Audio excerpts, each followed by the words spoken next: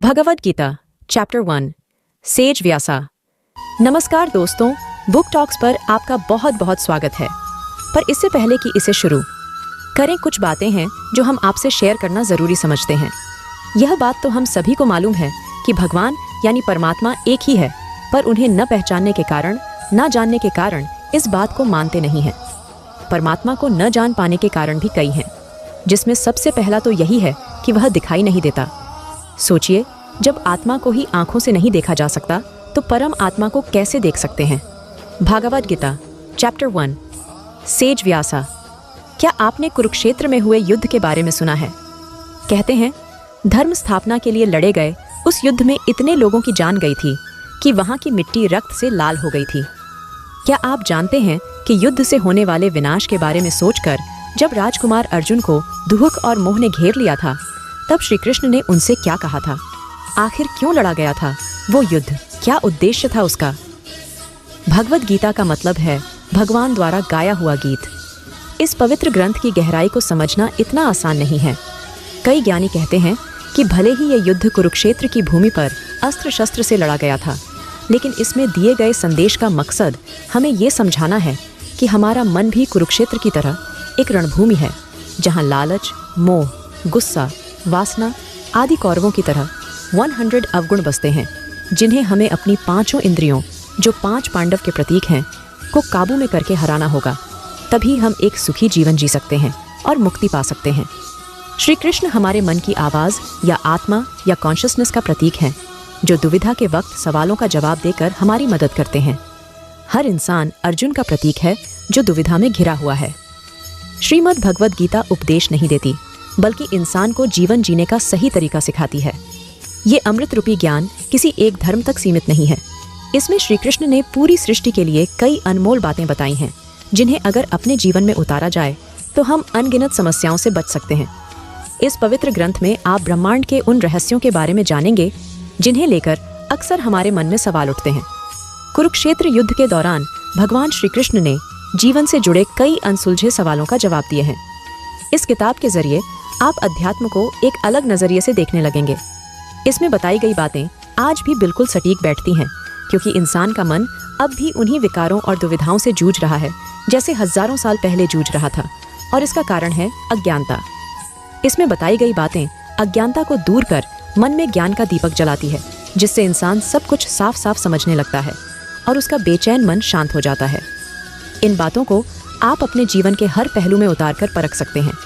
देखा जाए तो जीवन यात्रा एक समुद्र की तरह है, जिसमें हमें एक किनारे से दूसरे किनारे तक पहुंचना होता है। तूफान और लहरें वो चुनौतियां हैं जिनका सामना हमें इस सफर के दौरान करना पड़ता है। और यह पवित्र ग्रंथ, जो समय और काल चक्र से परे है, वो नाव है जो हमें सही रास्ता दिखाती है, निराशा और अंधकार में डूबने से बचाती है। अध्याय 1 विषाद योग। अर्जुन द्वारा कुरुक्षेत्र के मैदान में सेनाओं का निरीक्षण करना। कुरुक्षेत्र के मैदान में दोनों ओर सेनाएं तैयार खड़ी थीं। तनाव के कारण हवा में अजीब सा भारीपन था। एक ओर थे 5 पांडव भाई, जिनकी सेना में कई शूरवीर शामिल थे।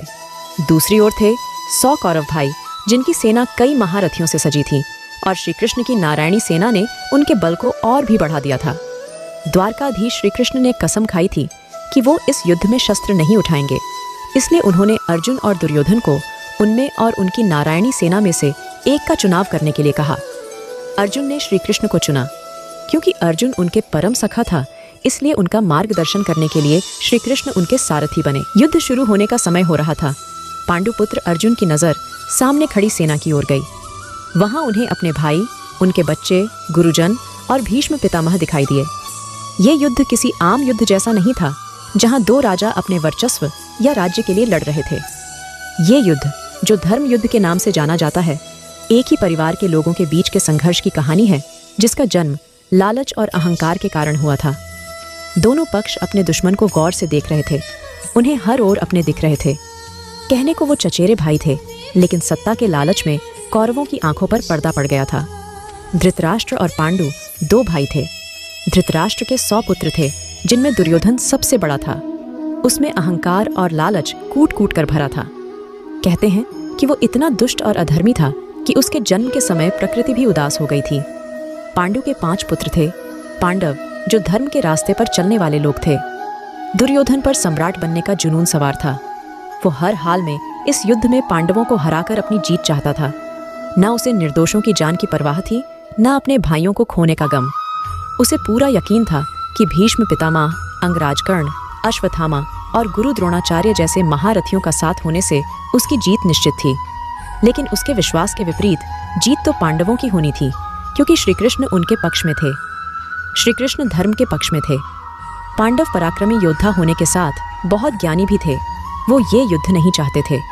वो सिर्फ 5 गांव का अधिकार चाहते थे, ताकि सब सुख शांति से रह सकें। अर्जुन के मन में रह रहकर ख्याल आ रहा था कि इस युद्ध से मैं क्या पाऊंगा और क्या खो दूंगा।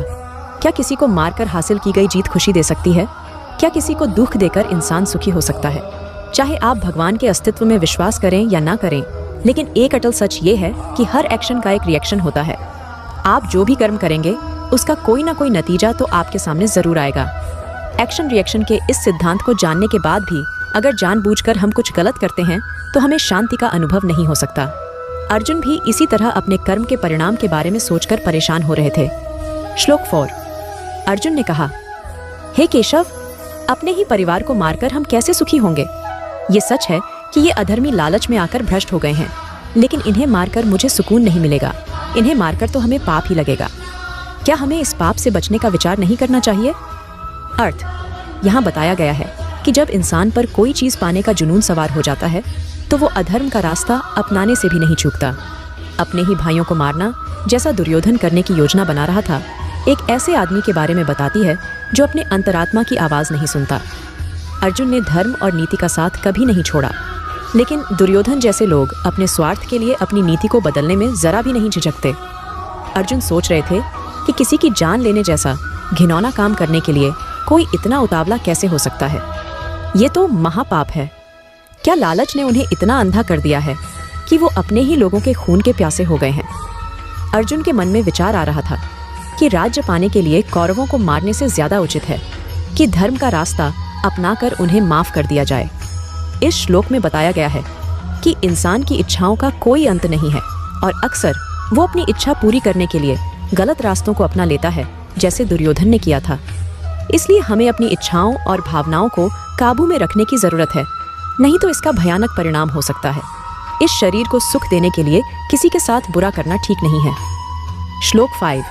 हे माधव, कुल के नाश से धर्म नष्ट होगा, जिससे पाप बढ़ेगा और आने वाली पीढ़ी भी बर्बाद हो जाएगी।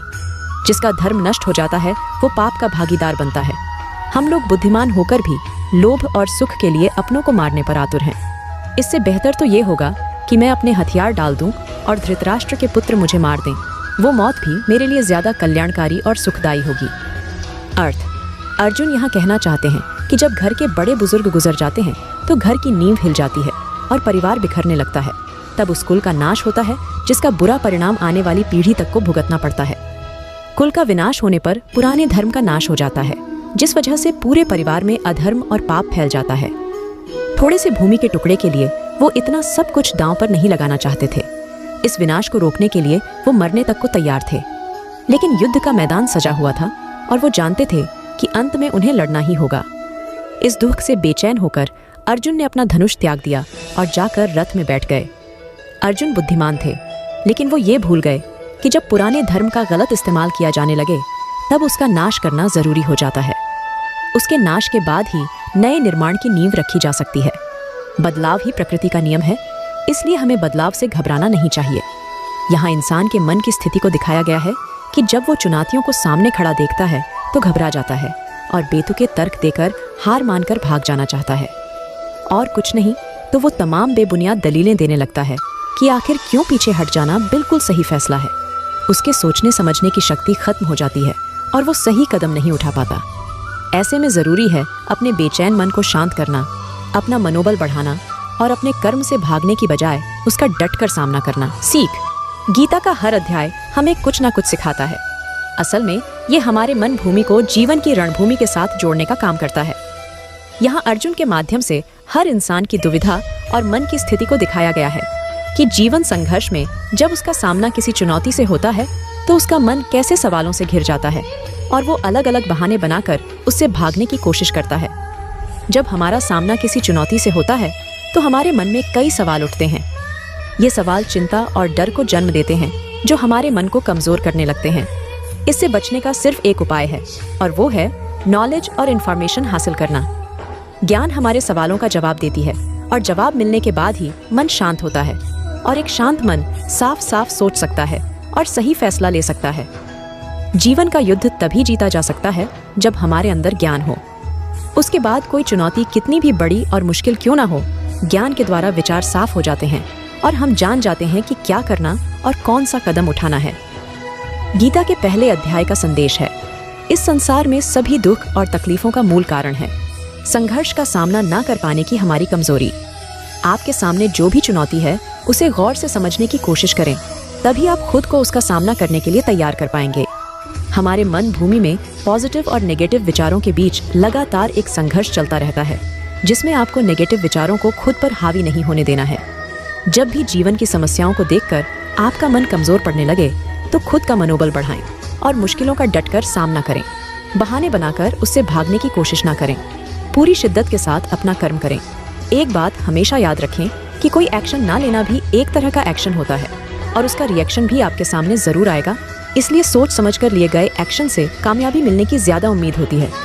आपको अपने मन की कमजोरी का त्याग करना है, अपने कर्म का नहीं।